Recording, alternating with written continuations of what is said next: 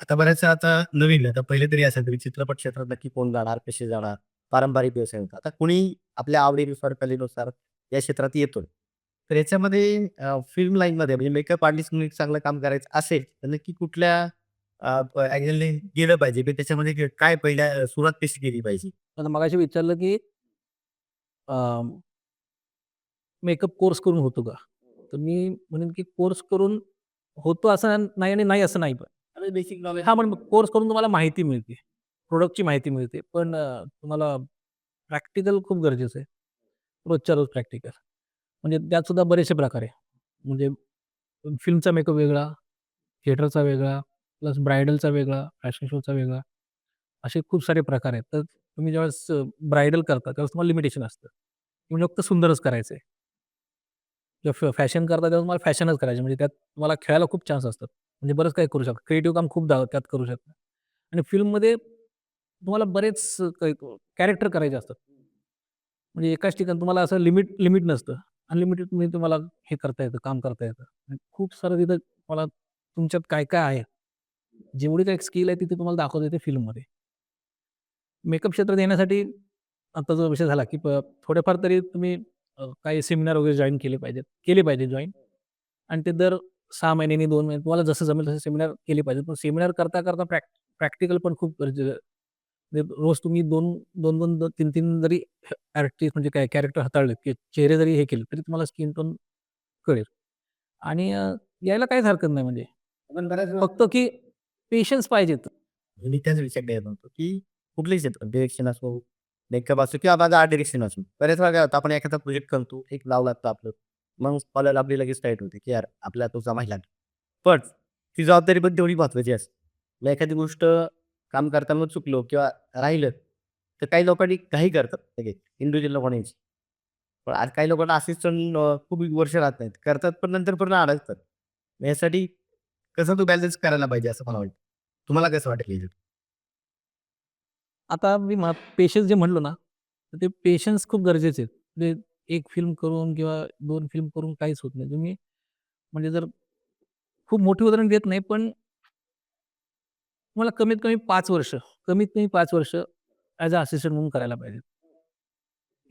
हां, सीनियर म्हणजे तर त्यातल्या त्यात म्हणजे तुम्ही 50% पर्यंत शिकू शकता 5 वर्ष. 50% पण नाही.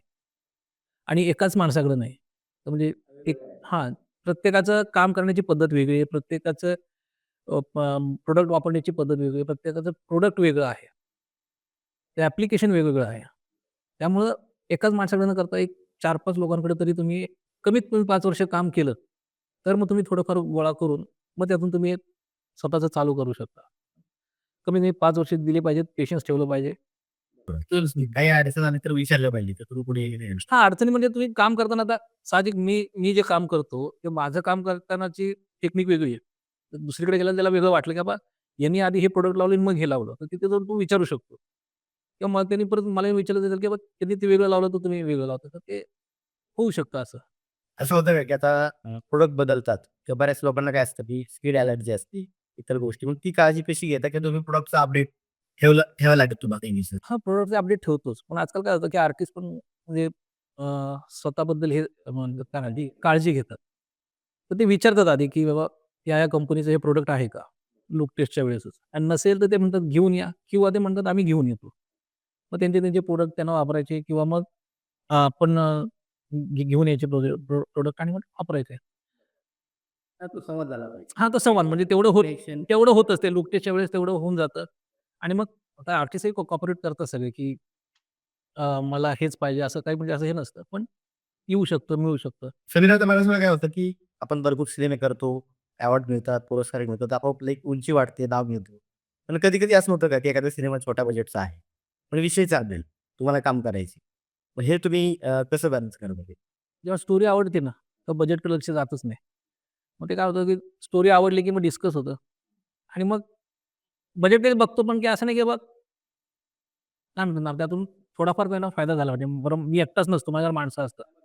हां, म्हणजे असिस्टंट असतो, हेअर ड्रेसर असतो. या सगळ्यांना दिल्यानंतर आपल्याला थोडंसं उरलं पाहिजे. जे बाहेरच्यापेक्षा थोडंसं कमी असतं. मग काही हरकत नाही. त्यामुळे जेव्हा एकदा स्टोरी आवडली, की बजेटचा विषयच येत नाही. त्यामुळे असे बरेचसे फिल्म आहेत, की जे बजेट न बघता फक्त स्टोरी आवडली म्हणून कामं केलेली आहेत. आणि तुम्ही आता ही कला शिकला.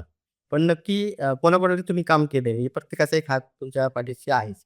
आणि ते आहे आणि प्लस तुमच्या सोबत आता तुम्ही एवढी सिनेमे टाकताय. मग ती लोकं नक्की कोण-कोण तुमच्यासोबत असतात? तर मी आता काम जे चालू केलं, त्यावेळेस विक्रमदादांचाच असिस्टंट होता. ज्यांनी इंडिव्हिज्युअल काम चालू केलं. विक्रम गायकवाड. तर त्यांचाच असिस्टंट होता, ज्यांनी त्यांच्यावर बरंच काम केले. गणेश जाधव त्याच्याबरोबर काम केलंय. सुहास गवते. आता अशीच परत महेश बराटे आहे. यांच्याबरोबर काम केलंय. आणि त्यानंतर मग आमचा एक ग्रुप होता, ज्यात मी स्वतः, राहुल सुरते, ज्यांनी पण भरपूर सीरियल तो करतो. आणि एक सौरभ आहे. सौरभ कापडे आहे. परत पुण्याची बरीच म्हणजे बरीच लोकं आहेत. ज्यात गिरीश आहे. यांच्यावर आम्ही सगळ्यांची एक आमचा ग्रुपच होता. मग जसं एकत्रच आम्ही म्हणजे असिस्ट म्हणून काम केलेलं आहे. पण प्रत्येकजण वेगळा झाला. प्रत्येकाचा आता वेगळे नाही, पण हां, वाटतो की सगळेजण एकत्र आपण केलं. हां. आपण जरी एकत्र होतो हां, असेच म्हणा. इंडिव्हिज्युअल काम करतो. सगळे असे आता ते प्रत्येकाचं इंडिव्हिज्युअल काम चालू आहे. कधीतरी भेटतो आम्ही.